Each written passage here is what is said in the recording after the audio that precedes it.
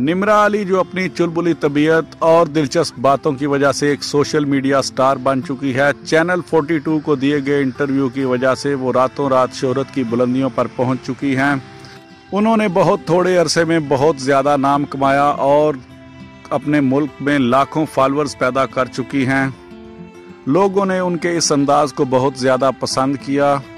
हाल ही में निम्रा अली ने मारूफ fashion designer और मेकअप आर्टिस्ट माहम गुल MUA के ताउन से और फैशन फोटोग्राफर जोड़ी गुड्डू और शानी के जरिए 9 उम्र दुल्हन का खूबसूरत फोटोशूट करवाया।